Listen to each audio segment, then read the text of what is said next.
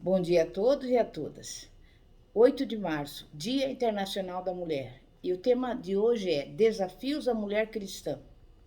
A mulher é importante no plano criador e de salvação de Deus. Foi dada à mulher a primeira promessa de restauração do homem caído. Está escrito em Gênesis 3,15: E porei inimizade entre ti e a tua mulher, entre a tua semente e a sua semente. Entre esta te ferirá a cabeça, e tu lhe ferirás o calcanhar. A mulher contribuiu para que a cabeça da serpente fosse esmagada. Por toda a longa história do povo de Deus, a importância da mulher é significativa e imprescindível. Os israelitas tratavam-na sempre com distinção e honra. Elas participavam das festas religiosas, eram líderes e cooperadoras. Por todo o Antigo Testamento, há relatos da vida de dezenas de mulheres que servem para nos mostrar o que podemos fazer quando resolvemos aceitar os desafios de Deus e nos colocar à sua disposição. Dentre elas, podemos citar Sara, Raquel e Rebeca, que deram inestimável contribuição à obra de salvação do homem caído e à formação do caráter da nação abrâmica. Sem falar em outras, como Débora, conceituada profetisa no período dos juízes, que liderou o povo de Deus defendendo os seus direitos, com honra, dignidade e respeito. O comandante Baraque, encorajado por ela e confiante nos seus sábios conselhos, disse: Se fores comigo, irei, porém, se não fores comigo, não irei. Juízes 4:8. Encorajado por essa mulher invulgar, o grande comandante das tropas israelenses obteve estrondosa vitória sobre as tropas opressoras de Císera. Hulda também, profetisa do Senhor, mostrou o quanto pode fazer uma mulher que se entrega nas mãos de Deus. Ela era procurada pelos nobres e plebeus que desejavam saber a vontade do Senhor. Certa vez, foi consultada pelo rei Josias de Judá e lhe entregou a mensagem de Deus. Segundo Reis 22, versículos 16 a 20. Se não fosse a bela e corajosa Esther, os judeus não existiriam. Essa sábia mulher usou a sua beleza física para servir a Deus e, indiretamente, preservou a vida de Jesus. Se os judeus tivessem perecido nas mãos do cruel Amã, toda a descendência do Messias teria sido destruída. No Novo Testamento, o desempenho da mulher também é importante. Logo no início dos evangelhos, deparamos-nos com referência a 4 heroínas que, apesar de algumas terem cometido graves delitos, foram agraciadas com o perdão e a redenção pela fé no sacrifício de Cristo e fazem parte da sua genealogia: Tamar, Raabe, Rute e Batseba. Em seguida, encontramos Maria, a escolhida de Deus para o magistral cumprimento da promessa de Gênesis 3,15 e das demais profecias relacionadas com o Messias. Também quando Jesus iniciou o seu ministério terreno, encontrou mulheres abatidas, oprimidas, humilhadas, porém, em suas atitudes de bondade, atenção, respeito e consideração, o Senhor sempre demonstrou o grande valor e a importância delas. Ele deu à mulher honra, dignidade e liberdade. Nunca teve preconceitos contra as mulheres.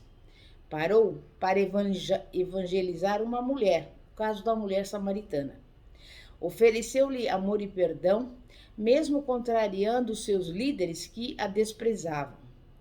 Acolheu-a como uma das filhas de Abraão, opondo-se aos seus dirigentes que a expulsavam. O caso da mulher encurvada por 18 anos. Também temos o exemplo daquela mulher que recebeu e que era considerada impura e sem qualquer censura, Jesus curou-a dessa doença, a mulher hemorrágica, que assim estava por 12 anos. Defendeu-a contra os fariseus que queriam matá-la a pedradas num linchamento popular e deu-lhe perdão, o caso da mulher adúltera. revelou pela primeira vez o segredo de ser um Messias prometido a uma mulher samaritana desprezada como herética. Incluiu-a em seus ensinos. Por exemplo, parábola das 10 virgens, parábola do fermento, parábola da dracma perdida, parábola do juiz iníquo. Aceitou em seu ministério terreno. Mulheres que assistiam Jesus eram, por exemplo, Maria, chamada Madalena, Maria, mãe de Tiago e de José, a mulher de Zebedeu, Joana, mulher de Cusa, procurador de Herodes, Susana e muitas outras. Também deixou-se ungir por uma mulher e aceitou a sua voluntariedade, o caso de Marta e Maria. Na verdade, as mulheres participaram dos momentos mais cruciais da vida de Jesus: crucificação, sepultamento e ressurreição. Jesus concedeu às mulheres novas possibilidades. Identificou-as como suas colaboradoras, discípulas, mensageiras e representantes. Muitas delas se destacaram pelo seu grande amor e dedicação ao Mestre e à sua obra. Elas reconheceram que ele veio para homens e mulheres e sabiam que o seu poder lhes era revelado na mesma proporção. E nesse terceiro milênio, nós, mulheres de Deus, precisamos entender que também somos importantes para o Senhor e fomos chamadas para cumprir os seus propósitos na terra. O reino de Deus não pode prescindir do nosso trabalho. Levemos a cruz como boas seguidoras e testemunhas de Jesus, custe o que custar. Recursos financeiros, esforços físicos, oposição religiosa ou perseguição. É chegada a hora de aceitarmos os desafios de Deus e dedicarmos-nos ao ministério em favor do qual recebemos o poder do Espírito Santo, para sermos testemunhas do nosso Senhor e compartilhá-lo com o mundo, a igreja, a sociedade e a família, seguindo o exemplo das santas mulheres que se destacam nas Escrituras Sagradas. São muitos os desafios propostos a cada uma de nós. Vamos ver alguns deles. Desafios que são importantes para todas as mulheres que desejam se tornar um canal de bênçãos de Deus. Temos o desafio de ser cada vez mais cheias do Espírito Santo. Efésios 5,18 diz: E não vos embriagueis com vinho, no qual há dissolução, mas enchei-vos do Espírito. O apóstolo Paulo, dirigindo-se aos Efésios, exorta todos a não se encherem de vinho, ou seja, daquilo que é banalidade ou entorpecente. Paulo está encorajando os santos nascidos de novo a continuarem sendo cheios do Espírito. Em outras palavras, Paulo está lhes propondo uma experiência constante com Deus, para recebermos uma nova unção. E ser cheio do Espírito Santo significa entregar-se incondicionalmente a Deus e ser usado por Ele, com a disposição de pagar o preço exigido. Conceder consciente e absoluta primazia ao Espírito Santo de Deus, nas coisas referentes ao corpo, alma e espírito. Ser simplesmente uma mulher espiritual. Então, o que fazer para ser uma mulher cheia do Espírito Santo? Ter uma vida de perfeita comunhão com Deus, morrer para o pecado e para o eu. Viver uma vida de completa obediência a Deus, seguindo o exemplo de Jesus Cristo. Ter uma vida de oração à tarde, pela manhã, ao meio-dia, dia e noite, sem cessar. Ter uma vida de demonstração de amor aos santos, à família, aos necessitados, aos fracos e aos faltosos. Ter uma vida equilibrada na presença de Deus, em suas palavras, ações, oração e leitura bíblica. Ter uma vida de adoração a Deus. Não gaste as suas horas em certos tipos de conversas, fofocas, brincadeiras, piadas, que poderão contribuir para o esvaziamento do Espírito Santo. Temos um outro desafio de praticar uma diaconia mais eficiente. Mateus 25, versículos 35 a 36 diz: porque tive fome e destes de comer, tive sede e me destes de beber. Era forasteiro e me hospedastes, estava nu e me vestistes, enfermo e me visitastes, preso e fostes ver-me. No capítulo 16 de Romano, Paulo faz referência a mais de 10 mulheres valorosas que foram heroínas na obra do Senhor, dentre as quais destaca a diaconisa Febe. Que a recebais no Senhor como convém aos santos e a ajudeis em tudo que de vós vier a precisar, porque tem sido protetora de muitos e de mim, inclusive. Versículo 2. Febe é chamada serva da igreja em Cencreia. Na verdade, diaconisa, que significa serva ou ministra, e às vezes é traduzido também como diácono no Novo Testamento. Paulo usou esta palavra referindo-se a Cristo, Epáfras, Timóteo e a ele próprio. O cargo de diaconisa está relacionado à função dos diáconos. A preocupação aqui não é o título, e sim o servir. É importante intensificar uma efetiva ação social organizada, de ajuda coerente ao próximo, uma formação diaconal de amor, conforme nos ensina a palavra de Deus. Como está escrito em Tiago 2,16. E qualquer dentre vós lhes disser, ide em paz, aquecei-vos e fartai-vos, sem contudo lhes dar o necessário para o corpo. Que é o proveito disso? O evangelismo é a missão principal da igreja, não é mesmo? Mas como pensar apenas nesse aspecto se as pessoas que evangelizamos ou que se convertem a Jesus estão em completa dificuldade? São pais e mães de famílias desempregados, doentes e famintos. Os princípios bíblicos ensinam os filhos de Deus a cuidarem da viúva, do órfão, do pobre, do necessitado, do enfermo e do idoso. Devemos seguir o exemplo de algumas mulheres que se destacam nas Escrituras. Por exemplo, Tábita ou Dorcas, mulher cheia de boas obras e conhecida como discípula do Senhor. Ela exercia um trabalho filantrópico, de amor cristão, atendendo às necessidades das viúvas carentes. Era caridosa, cheia de amor e misericórdia.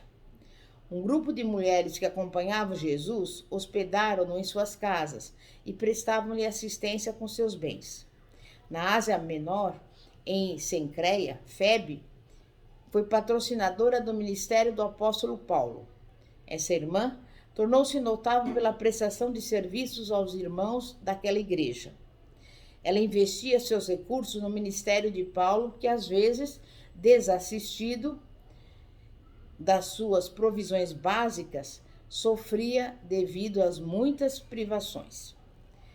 Nesse terceiro milênio, os olhos de Deus estão procurando mulheres com a disposição de Febe, que sirvam a causa do Senhor de forma plena e com sabedoria. Mulheres que não se omitam nem estejam com seus corações nos tesouros terrenos, mas que respondam sim à obra do Senhor, colocando nas mãos de Deus os seus talentos, sua criatividade, a fim de que muitas pessoas sejam alcançadas e tenham os seus sofrimentos aliviados. Lembre-se, ao Senhor empresta o que se compadece do pobre, e ele lhe pagará o seu benefício. Provérbios 19, versículo 17. Temos o desafio de sermos mulheres de Deus preparadas, teológica, cultural e intelectualmente. 2 Timóteo 2,15 diz: procura apresentar-te a Deus aprovado, como obreiro que não tem do que se envergonhar, que maneja bem a palavra da verdade. Esta exortação é também para nós. Nesse tempo de maior conhecimento, nós, mulheres cristãs, temos um grande desafio: estar preparadas intelectualmente, a fim de responder com eficiência aos questionamentos da vida. Esse também é um desejo de Deus para cada uma de nós. Ouça a palavra do Senhor. Estais sempre preparados para responder com mansidão e temor a qualquer que vos pedir a razão da esperança que há em vós. 1 Pedro capítulo 3, versículo 15. Devemos estar preparadas para responder com sabedoria a todos os questionamentos da fé, da vida e das angústias das pessoas. Precisamos aprender para confrontar as falsas ideologias e os falsos ensinos deste mundo. Isso nos dará condições de dialogar com pessoas de todos os níveis sociais e intelectuais que estão integrando a igreja. Portanto, é imprescindível ter o desejo de aprender, expulsar a preguiça de ler, de estudar a Bíblia e a apatia de se informar, ter bons livros e ter a disposição de pesquisar, colocar a carne sob domínio do Espírito Santo, ter disciplina, garra, coragem e desejo de crescer. Nosso grande desafio é crescer para servir melhor. Sabemos que o cristão que não se interessa por uma aprendizagem constante leva uma vida aniquilada e enfraquecida. Temos também o desafio de nos dedicarmos apaixonadamente ao ministério do ensino. Mateus 28:20 diz: ensinando-os a guardar todas as coisas que vos tenho ordenado. E também Romanos 12:7 diz: o que ensina, esmere-se no fazê-lo. O ministério de ensino foi instituído pelo próprio Deus para edificar a igreja. Em Êxodo 4:15, ele nos exorta: eu serei com a sua boca e com a dele, e vos ensinarei o que deveis fazer. Contudo, houve na história do povo de Deus um período de negligência, de completo afastamento do Senhor. O povo caiu em ruínas e o profeta Azarias revelou o segredo. Em Israel, esteve por muito tempo sem o verdadeiro Deus e sem sacerdote que o ensinasse e sem lei. Segundo Crônicas 15:3. No Novo Testamento, o ensino é muito mais enfatizado. O próprio Senhor Jesus viu-se na prática de ensinar a suprema oportunidade de formar os ideais, o caráter e a conduta do povo em geral. Jesus curou, libertou, operou milagres, pregou, mas dedicava a maior parte do seu tempo à tarefa de ministrar, de ensinar. Jesus se distinguiu como mestre, possuía destreza na prática do ensino, ensinava em qualquer lugar e a qualquer hora no templo, no monte, nas praias, junto ao poço, nas casas particulares, nas reuniões sociais e nas sinagogas. Ele preparou um grupo de mestres para levar adiante a sua obra e depois os enviou ao mundo para que fizessem novos discípulos. Os seus ensinos eram bem originais. Seus ensinos causavam impacto nos alunos e o povo sentiu a diferença e gostou. E Jesus espera que o seu povo leve a sério o grande desafio de ensinar a palavra. Porém, não podemos confundir pregação do evangelho com ensino. Ambos são distintos, apesar de inseparáveis. Eles formam o grande binômio do Ide de Jesus. Ide por todo o mundo, ensinai todas as nações, ensinando a guardar todas as coisas que eu vos tenho mandado. Marcos 13:10 e também Mateus 28, versículos 19 e 20.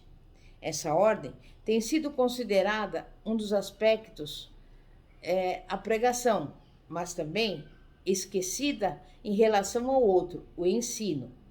E isso nos leva a crer que seja a causa de tantas confusões doutrinárias, cristãos enfraquecidos e desviados da igreja.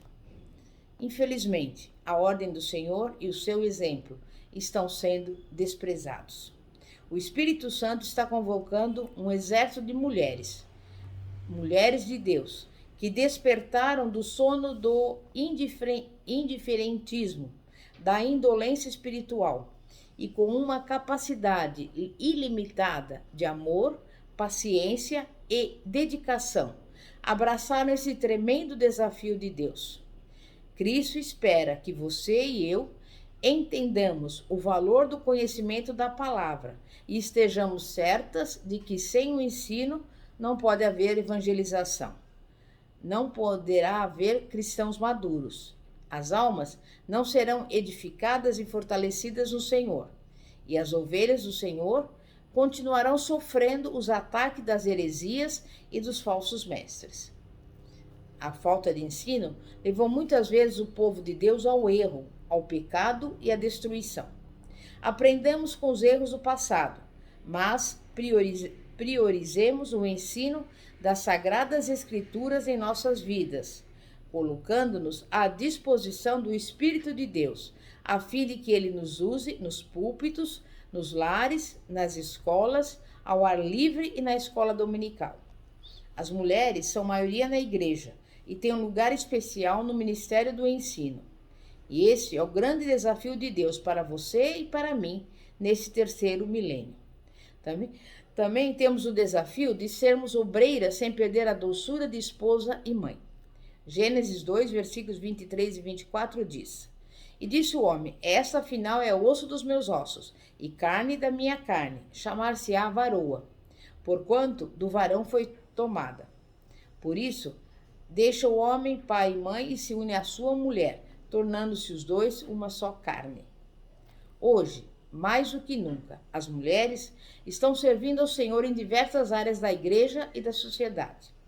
Participam de corais, bandas de música, círculos de oração, contribuem com assistência social, colaboram nas visitas e auxiliam na escola dominical. Elas estão sempre firmes, pregando, ensinando e cooperando. Não podemos prescindir do trabalho feminino na obra do Senhor, pois é indispensável para o sucesso da igreja. Contudo, não podemos esquecer de que a faceta mais gloriosa do seu ministério é a função de esposa e mãe. O marido e os filhos merecem todo o nosso zelo. Paulo, em 1 Coríntios 15, 46, escreve: Mas não é primeiro o espiritual, senão o animal, depois o espiritual. A obreira casada tem prioridades na área natural ou física, mas também na espiritual.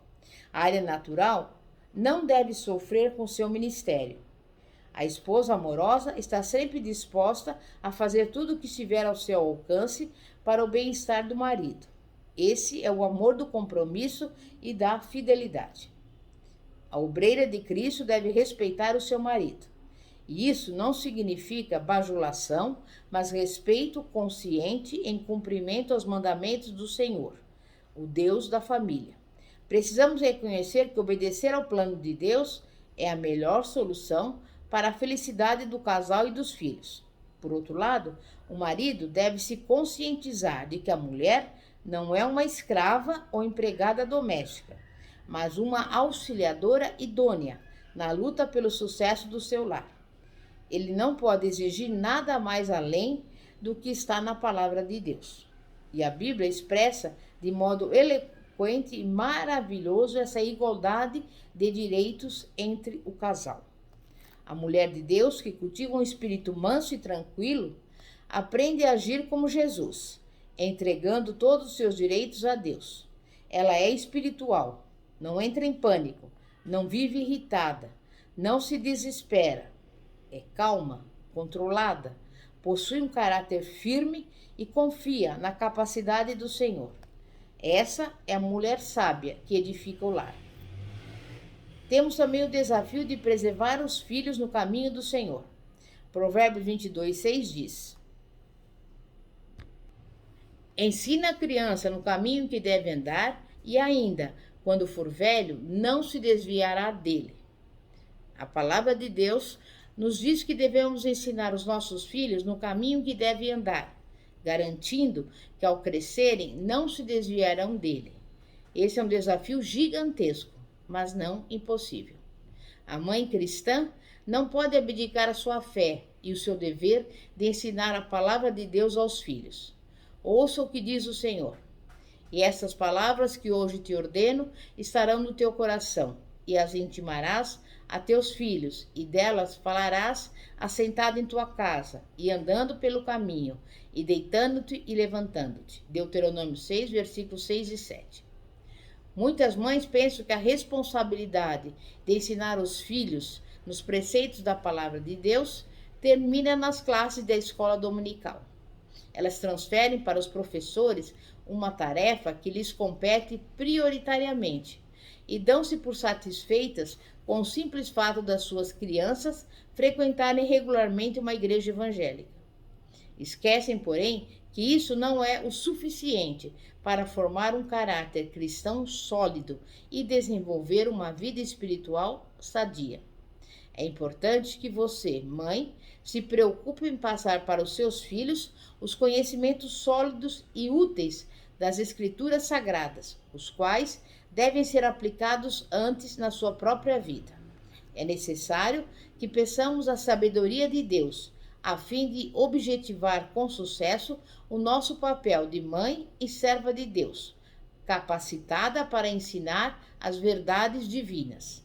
Não aceite derrotas, ore pela salvação dos seus filhos. Temos também o desafio de viver o equilíbrio entre a obediência ao marido e a idoneidade dada por Deus. Gênesis 2,18 diz: Disse mais o Senhor Deus: Não é bom que o homem seja só, far-lhe-ei uma auxiliadora que lhe seja idônea. A expressão auxiliadora não implica inferioridade. Descreve uma função mais do que digna. Como auxiliadora do homem, a mulher torna-se espiritualmente sua parceira na tarefa de obediência a Deus e domínio sobre a terra. Ela também recebeu papel importante na multiplicação das gerações. A frase auxiliadora que lhe seja idônea enfatiza a correspondência entre homem e mulher. A parceira de Adão tinha de ser tão valiosa quanto ele, alguém digna de viver no jardim do Éden, igualmente criada à imagem e semelhança de Deus, nem superior, nem inferior, mas contudo diferente e única em sua função. Então Deus fez Adão cair em um sono pesado. Tirou-lhe uma das costelas, fechando o lugar com carne. Homem e mulher foram criados à imagem e semelhança de Deus. A diferença está em que o homem foi formado do pó da terra e a mulher a partir do homem. Ela corresponde perfeitamente ao homem, tem a mesma carne e sangue, e como imagem de Deus, assim é também. É igual a ele de todas as maneiras. Pelo ato de criação em si, ela está inseparavelmente ligada ao homem. Na família, o homem ocupa a presidência, mas ela é a vice-presidente. Deus não criou uma escrava, uma empregada doméstica ou uma governanta, mas uma auxiliadora idônea. A obediência da mulher ao marido não pode ser cega, subserviente, centrada apenas em ordens. Esse tipo de subserviência anula a idoneidade. Deus nos fez com capacidade de raciocínio e de colaboração. Precisamos ter cuidado para que a nossa submissão cega não venha prejudicar a nossa família ou a nossa própria vida, como aconteceu no caso de Safira. Há uma grande diferença entre obediência e subserviência. A primeira se faz por responsabilidade e amor, e a segunda por medo e coação. Através da submissão inteligente, você tem o direito de pensar diferente do seu marido. Nunca esqueça de que a sua autonomia foi concedida por Deus e ele não vai te violentar, exigindo-lhe subserviência. Aprenda a agir com cautela e sabedoria, reconhecendo que ser idônea não significa ser autoritária. Há dois extremos que precisamos evitar: o autoritarismo e a omissão. A mulher não pode ser do tipo autoritária como Jezabel, que dava ordens ao marido e o influenciava em todas as áreas, terminando por levá-lo à ruína. E nem omissa, como Safira, que, assumindo uma absoluta atitude de submissão e escravidão, seguiu cegamente o marido, encontrando a morte prematura. Ou ainda do tipo de Zeres, que levou o marido a construir uma forca onde ele mesmo foi enforcado. Mulheres, vivamos sempre em equilíbrio. obedientes ao marido e idôneas em nossas atitudes de obediência ao Senhor. Por isso, neste momento nós vamos fazer uma oração a todas as mulheres que estão nos ouvindo. E queremos agradecer ao Senhor neste momento, nesse Dia Internacional da Mulher. Senhor, neste momento, em nome de Jesus, eu quero interceder por cada uma das mulheres que estão nos acompanhando através deste vídeo, de perto, de longe ou do Brasil, do mundo, para que reconheçam os desafios da mulher cristã para esse terceiro milênio. Senhor, que nós mulheres possamos cumprir todos os desafios que são colocados diante de nós, que venhamos ser cada vez mais cheias do Espírito Santo, que venhamos praticar uma diaconia mais eficiente, que venhamos nos dedicar apaixonadamente ao ministério do ensino, que venhamos ser obreiras sem perder a doçura de esposa e mãe, que venhamos preservar os nossos filhos no caminho do Senhor e que venhamos viver o equilíbrio entre a obediência ao marido e a idoneidade dada pelo Senhor. Nesse momento, eu peço que cada uma receba as bênçãos do Senhor para a sua vida material, familiar, conjugal, sentimental e espiritual. E que os ensinamentos de hoje possam ser aplicados em nossas vidas para que no dia a dia possamos dar fruto, porque temos que nos lembrar que se estivermos nas mãos de Deus, Ele usa as pequenas coisas e as valoriza como quer. Por isso, nesse dia de hoje, eu desde já agradeço, Senhor, por cada vida, cada mulher, principalmente nesse Dia Internacional da Mulher, que está nos acompanhando e que possamos já, pelos olhos da fé, receber a nossa bênção, a nossa vitória e o nosso milagre. Isso eu peço agradecidamente em nome de Jesus. Amém e graças a Deus. Glória a Deus.